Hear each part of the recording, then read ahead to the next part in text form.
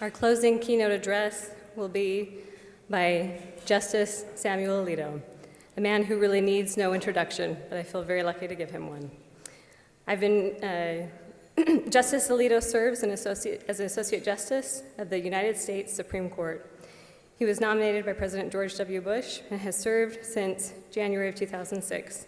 Fittingly, since we're in Rome, Justice Alito is the second Italian-American justice to serve on the U.S. Supreme Court, after Justice Antonin Scalia.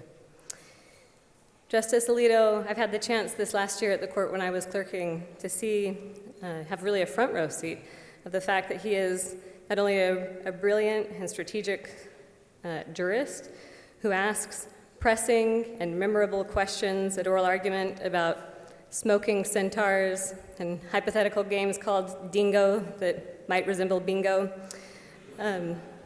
But he's also known publicly at the court for his opinions as being a powerful advocate for religious liberty. He's been the author in cases like Holt versus Hobbs, a case where the court said that a Muslim prisoner should be granted a religious accommodation so that he could grow a religious beard.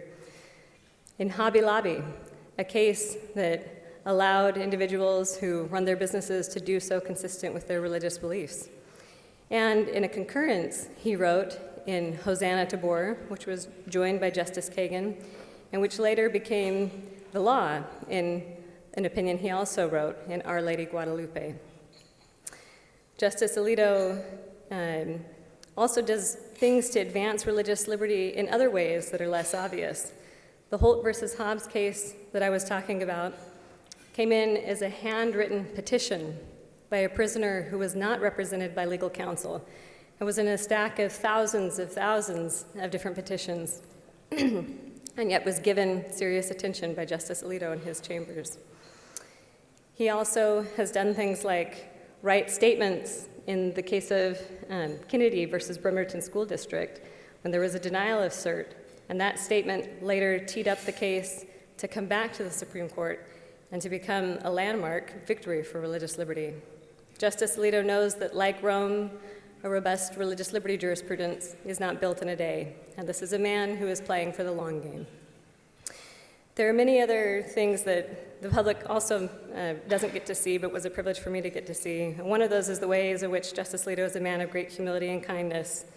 He would often tell his clerks when he was emailing them on a Saturday that they should not work on the weekend.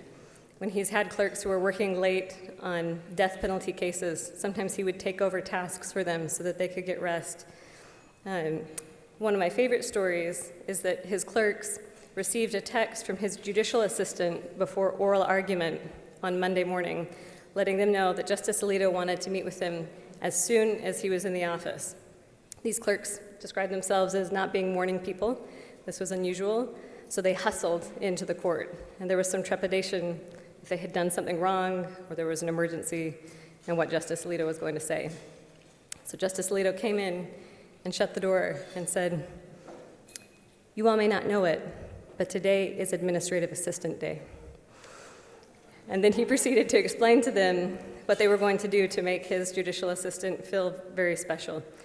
He talked to them about a card that he wanted them to sign, and one of his clerks started reading it. His name's Garrett, and was like, "Justice, this card says things in print about our chambers. How did you buy a card like this?" To which Justice Alito said, "It's very easy to go online and make a personalized card, Garrett."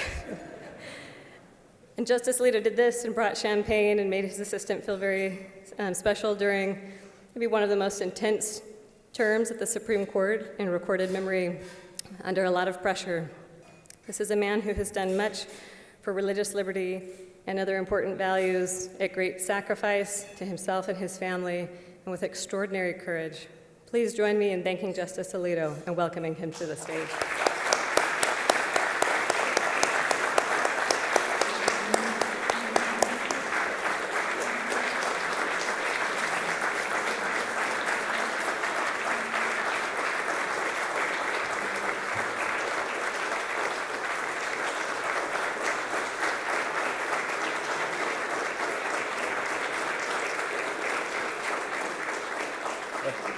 Thank you very much. Thank you very much. Professor Glendon stole my Hubert Humphrey line, but I would I would say the same thing. My mother would believe that. Nobody else would, but I'm appreciative anyway. It's a real honor and a pleasure to attend this summit and to have the opportunity to say a few words to you all here tonight about religious liberty. But before I do that, some personal thanks, commendations, and congratulations are in order. First of all, I want to thank Dean Cole for inviting me and for the warm hospitality that has been extended to Martha Ann and me during our visit. I also want to commend Dean Cole for launching the Religious Liberty Initiative. It was truly an inspired decision and is already making a great contribution to the furtherance of this important right.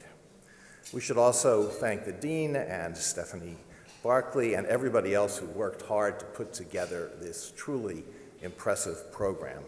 And we should thank the all-star cast that they somehow managed to recruit to come here in the maybe the hottest summer that Rome has had for a while, and it gets pretty hot here in Rome almost every summer. And finally, I want to extend my personal congratulations to this year's prize recipients, Professor Stephen Smith and Professor Mary Ann Glendon. They are truly among the leading scholars in this field in the entire world. I have learned much from their work, and I'm sure that many others here today would say the same thing. As this summit makes clear, religious liberty is an international problem, but I do think that we Americans can take special pride in our country's contribution to the development of a global consensus, at least on the level of international agreements in support of this fundamental right. Here in Rome, history is all around us. The hotel in which my wife and I are staying looks out over the Roman Forum, and as a result, I find myself thinking about the proud civilization that was centered here 2 millennia ago. And as I think back, I also think ahead, and I wonder what historians may say centuries from now about the contribution of the United States to world civilization. One thing I hope they will say is that our country, after a lot of fits and starts and ups and downs, eventually showed the world that it is possible to have a stable and successful society in which people of diverse faiths live and work together harmoniously and productively while still retaining their own beliefs. This has been truly an historic accomplishment. But as the remnants of the classical past incessantly tell us here in Rome, no human achievement is ever permanent. And therefore, we can't lightly assume that the religious liberty enjoyed today in the United States, in Europe, and in many other places will always endure. Religious liberty is fragile, and religious intolerance and persecution have been recurring features of human history. We can't escape thinking about that here in Rome either. This, after all, is where St. Peter and St. Paul and countless other early Christians were martyred.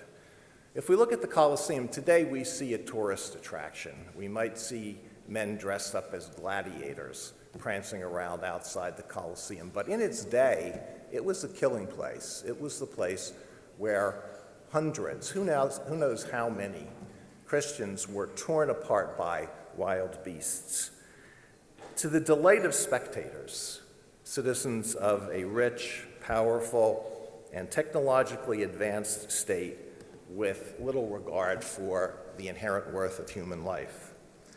Near the Colosseum, we can see the place where Nero is said to have used Christians as human torches to light up his garden parties. I think we're all aware of the persecution of the early Christians, but as Pope Francis has reminded us, more Christians are killed for their faith in our time than in the bloody days of the Roman Empire. And of course, Christians have by no means been the only victims of religious persecution. Rome reminds us of that as well. On October 16, 1943, German police and soldiers raided the old Jewish ghetto. They rounded up 1,000 Jews and sent them off to Auschwitz, where almost all of them perished. On October 9, 1982, terrorists attacked the Great Synagogue with hand grenades and machine gun fire. If we look around the world today, we see that people of many different faiths face persecution because of religion. When ISIS occupied northern Iraq, thousands of Yazidi men and boys were slaughtered, and thousands of women and girls were raped and forced into marriage with ISIS fighters. In Nigeria, Christians have been under constant attack. In Egypt, numerous Coptic churches have been attacked, and many worshipers have been killed. In India, Hindu and Muslim groups have brutally assaulted each other since independence. And in China, of course, there is the unspeakable treatment of the Uyghurs. These are just a few examples. Pardon me for leaving others out, but I think you get the point. Religious persecution is alive and well in the world, and in many places, it is a violent life and death thing. Religious liberty is under attack in many places because it is dangerous to those who want to hold complete power. It also probably grows out of something dark and deep in the human DNA, a tendency to distrust and dislike people who are not like ourselves. I'm not very well positioned to talk about religious liberty outside the United States, Europe, and other economically advanced countries. But in those places, religious liberty is facing a different challenge, and Professor Glendon has referred to that. This challenge stems from a turn away from religion. Polls show a significant increase in the percentage of the population that rejects religion or thinks it's just not all that important. And this has a very important impact on religious liberty because it is hard to convince people that religious liberty is worth defending if they don't think that religion is a good thing that deserves protection. I'm reminded of an experience I had a number of years ago in a museum in Berlin. One of the exhibits was a rustic wooden cross. An affluent woman, a well-dressed woman, and a young boy were looking at this exhibit, and the young boy turned to the woman, presumably his mother, and said, "Who is that man?" That memory has stuck in my mind as a harbinger of what may lie ahead for our culture. And the problem that looms is not just indifference to religion, it's not just ignorance about religion. There's also growing hostility to religion, or at least to traditional religious beliefs that are contrary to the new moral code that is ascendant in some sectors.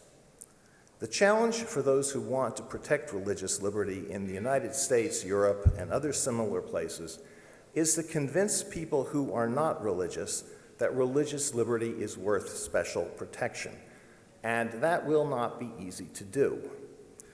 As most of you know, I think a dominant view among legal academics is that religion doesn't merit special protection. It doesn't merit special treatment. A liberal society, they say, should be value neutral, and therefore it should treat religion just like any other passionate personal attachment. Say, rooting for a favorite sports team, pursuing a hobby, or following a popular artist or group. Now, I think we would all agree that in a free society, people should be free to pursue those avocations, but do they really merit the same protection as the exercise of religion? Does support for a sports team, for example, really merit the same protection as religious devotion? In posing that question, I put aside the question of support for the Notre Dame football team, which I understand has a quasi-religious significance. I'm talking about an ordinary sports team, say an NFL team. And in deference to Dean Cole, I am not going to pick on the Pittsburgh Steelers. I'm going to pick on another team, the Green Bay Packers. Any Packers fans here? Well, I don't see any. Well, if you, I'm going to do it anyway. All right, there are lots and lots of law professors here. I'm not a law professor, never have been, but I'm going to pretend I am one right now and pose a hypothetical question. So let's say that a court has a rule that categorically prohibits the wearing of headgear in the courtroom. On a Monday morning, 3 attorneys are scheduled to appear in court. I'm going to give them imaginative names. I'm going to call them attorneys A, B, and C. Attorney A is a cheesehead. Does everybody know what a cheesehead is? It's a rabid Green Bay Packers fan, and they show their devotion to their team by wearing some sort of headgear that looks like a big chunk of Swiss cheese. So Attorney A is a cheesehead. His form of worship on Sunday morning is to bundle up, pack up his tailgating supplies, and head out for Lambeau Field, which for him is sacred ground. For 20 years, he's never missed a home game. He's incurred frostbite. His wife grew tired of his obsession and left him. But nothing will stop him. The walls of his home are adorned with icons.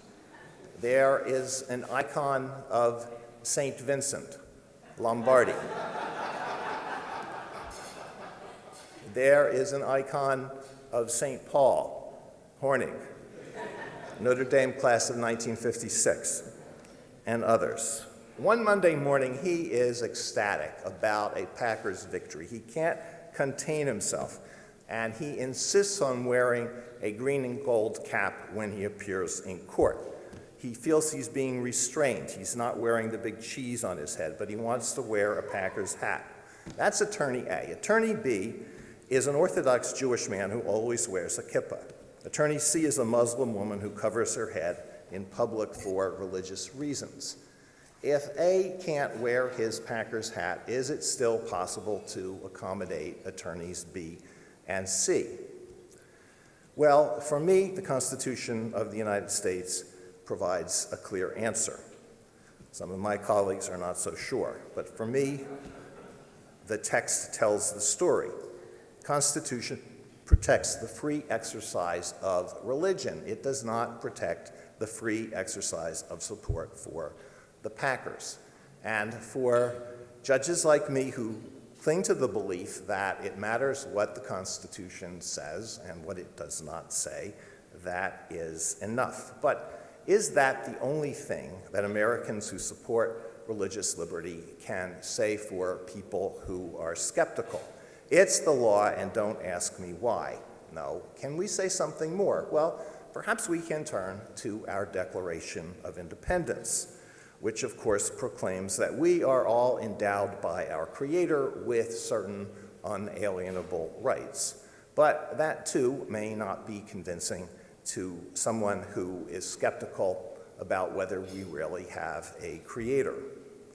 A similar problem exists on the international level. Article 18 of the Universal Declaration of Human Rights boldly proclaims, quote, "Everyone has the freedom, either alone or in community with others, and in public or private, to manifest his religion or belief in teaching, practice, worship, and observance."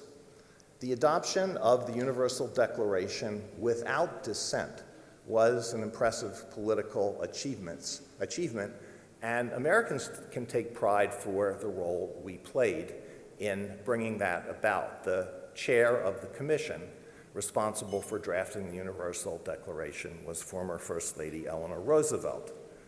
So the Declaration was important, it is important. It paved the way for other multilateral treaties that protect religious freedom, including what became the European Convention on Human Rights and the European Union's Charter of Fundamental Rights.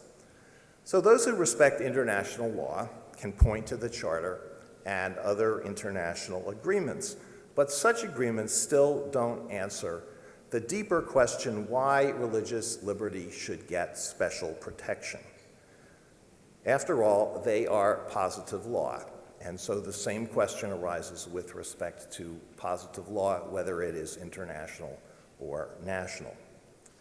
The process by which the original declaration was drafted did little to answer that deeper question.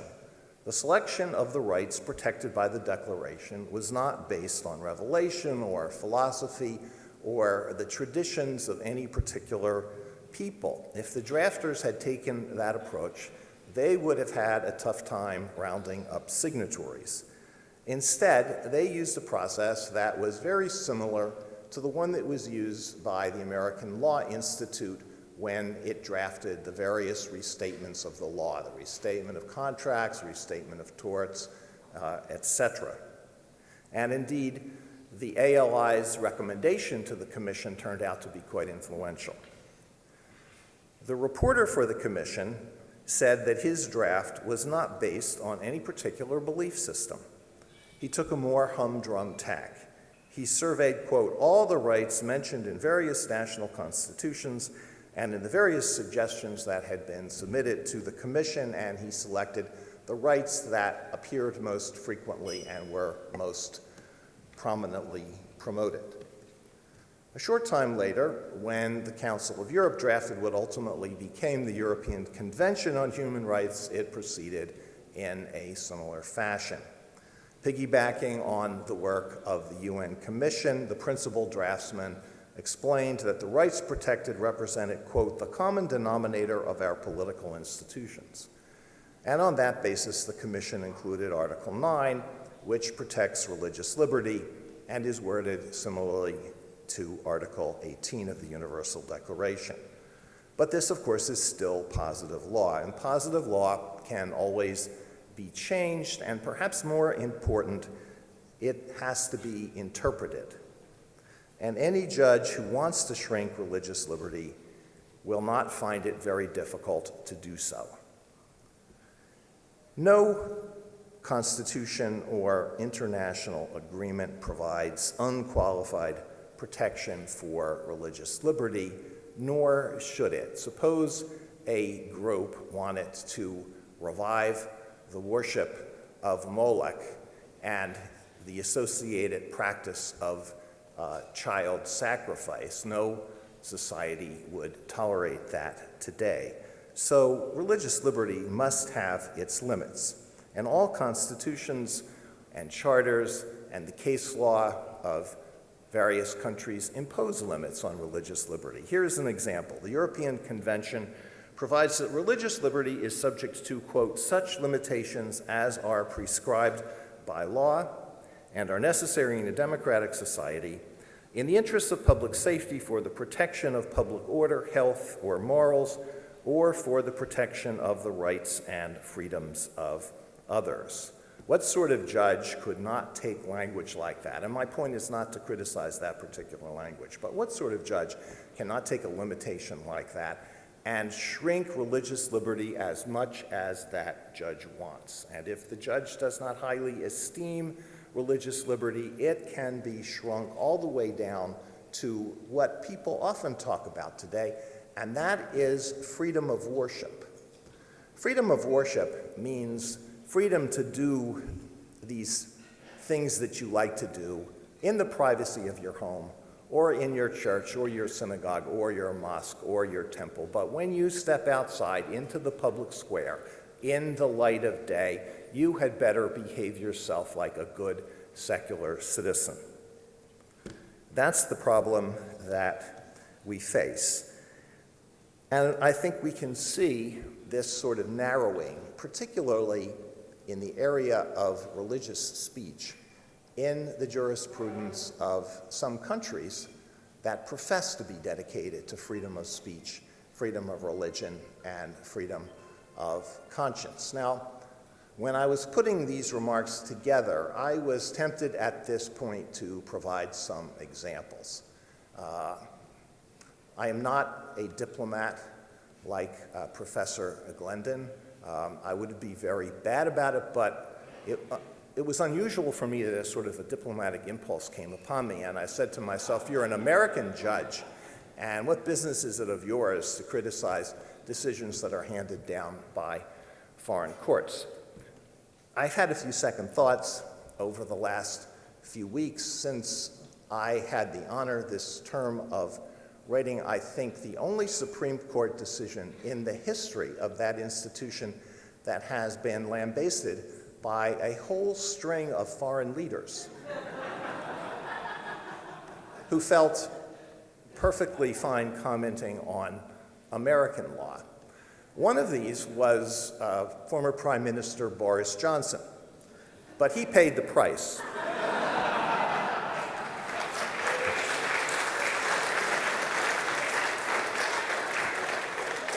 Post hoc ergo propter hoc, right? But others are still in office. President Macron and Prime Minister Trudeau, I believe, are too. But what really wounded me was when the Duke of Sussex addressed the United Nations and seemed to compare the decision, whose name may not be spoken, with the Russian attack on Ukraine. Well, despite this temptation, I'm not going to talk about cases from other countries. All I am going to say is that ultimately, if we are going to win the battle to protect religious freedom in an increasingly secular society, we will need more than positive law. Think again of the 10-year-old boy I saw in the Berlin Museum. Think of the increasing number of young Americans whose response, when asked to name their religion, say none. Think of those who proclaim that religion is bad. What can we say to such people to convince them that religious liberty is worth protecting? That is the challenge, and it is a challenge that will not be met by federal judges for whom the Constitution should be enough, and it certainly will not be met by people of my generation. So my primary point tonight is to pose that challenge to others, not to offer anything like a full answer, which I certainly don't have. Nevertheless, I'm going to offer a few brief thoughts. The first concerns a lesson that I think we can learn from American history, and that is that religious liberty promotes domestic tranquility. It provides a way for religiously diverse people to hold together and to flourish. As I said at the outset, I think that the American experience illustrates that well.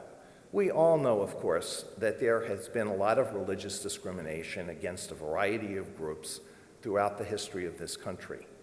At his talk at lunch the other day, President Oaks reminded us of the treatment of the members of the Church of Latter-day Saints during the 19th century.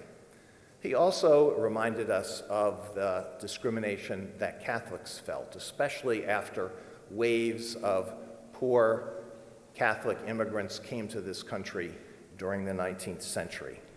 And of course, anti-Semitism has been a feature, an unfortunate feature of American history, and there is prejudice today against members of other religions. But although we live in an era where people tend to dwell on what is bad about American history, I think in the case of religious liberty, if we draw back and we see what we achieved after all of these missteps, it is something that we can be proud of. And it's an example, I think, that we can give to the rest of the world. A second point is also something that President Oaks said at lunch the other day, and that is to talk about the enormous charitable work that is done by religious groups and people of faith. He detailed the things that had been done by his church in recent years, and the same is certainly true of the Catholic Church. 2 terms ago, I wrote an opinion in a case called Fulton, which concerned an effort by the city of Philadelphia to expel Catholic social services from the foster care program. And as part of that opinion, I recalled the history of providing help for orphaned and abandoned children. The first orphanage is thought to be one that was founded by St. Basil the Great in the 4th century. The first orphanage in the United States was founded by nuns in New Orleans in 1729, long before governments began to institute programs to care for orphaned and abandoned children, for people who are sick, for the poor, for other people who are in need. Churches were there. They have a long history of doing this. They continue to do it today, and it's something that I think we can remind our fellow citizens who may not be religious themselves about. Another important point that can be made concerns social reform. Religious liberty has always fostered has often fueled social reform.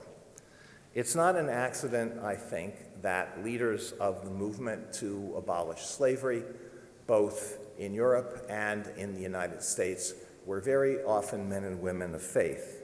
Nor is it an accident that the most prominent leader of the American civil rights movement in the 1960s was the Reverend Martin Luther King, Jr., an ordained minister. By drawing on his faith, Dr. King was able to speak to all Americans, regardless of race, and make a powerful case for equal treatment for all people. If religious liberty is protected, religious leaders and other men and women of faith will be able to speak out on social issues. And people with deep religious convictions may be less likely to succumb to dominating ideologies or trends and more prone to act in accordance with what they see as true and right. Civil society can count on them as engines of reform. And this brings me to a related argument we can make to those who are not themselves religious, and it's a point that has already been brought out this evening, but it deserves emphasis. And that is the relationship between religious liberty and other rights. Consider the relationship between freedom of religion and freedom of speech. The exercise of religion very often involves speech, a spoken or written prayer, the recitation of scripture, a homily, a religious book or article. These are all forms of speech. They are also forms of religious exercise. If this sort of speech can be suppressed or punished, what is to stop the state from crushing other forms of expression? Or consider the relationship between freedom of speech and freedom of assembly. A religious service in a church, synagogue, mosque, or temple is a form of assembly. If a government can ban those assemblies, will it hesitate to outlaw others?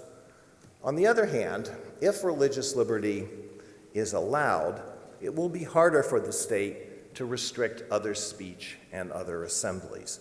Thus, as a practical matter, religious liberty and other fundamental rights tend to go together. And many have seen the rise of limited government, often attributed to liberal ideology, as an outgrowth of the freedom for which the church has always fought. So powerful is religious liberty that it even helped to bring down what once seemed an indomitable totalitarian state. As George Weigel wrote in his biography of St. Pope John Paul II, a regime that honors religious liberty, quote, by definition ceases to be totalitarian. And the life and work of John Paul II dramatically illustrate that point. John Paul II had personal experience with totalitarian regimes and religious oppression. His years in seminary coincided with the Nazi occupation of Poland, and his early priesthood was under the thumb of the Soviets. Throughout those years, he worshiped and ministered at risk to his life and saw friends and fellow priests martyred. But he was undeterred, and he was savvy. As Archbishop of Krakow, he carefully used his authority to resist the state where he could and expand opportunities for religious practice. Later, when he made his first papal visit to his homeland in May 1979, he drew enormous, ecstatic crowds. The Polish government and its Soviet masters could see that here was a force to be reckoned with. And sure enough, the next year, the Solidarity movement with connections to the church brought about the strike at the Gdansk shipyard, which in turn led to the fall of the Polish communist government and contributed to the fall of communist governments throughout what was once known as the Warsaw Pact. As Mikhail Gorbachev admitted, and as historians like Paul Johnson have shown, John Paul II played a big role in the Soviet Empire's demise. In making these observations about the case that can be made for religious liberty, I must recall another event that occurred here in Rome, and that is the promulgation 57 years ago of the encyclical Dignitatis Humanae, in which the Church boldly proclaimed that no person should be, quote, forced to act in a manner contrary to his own beliefs, whether privately or publicly, whether alone or in association with others, within due limits. As the title of the encyclical reveals, in English it is, of course, on the dignity of the human person. The foundation for this liberty is the dignity that is owed to every single human. When the state signs on to protect religious liberty, it necessarily signs on to a particular conception of what it means to be human, and that conception entails a respect for a panoply of rights. These are just a few thoughts about what may be said to a skeptical culture about the protection of liberty. And make no mistake about it, unless the people can be convinced that robust religious liberty is worth protecting, it will not endure. I want to quote something that was said by the judge who is the namesake for Professor Glendon's chair. I'm sure you've heard this, but it too is worth repeating. Learned Hand wrote, "Liberty lies in the hearts of men and women. When it dies there, no constitution, no law, no court can do much to help it."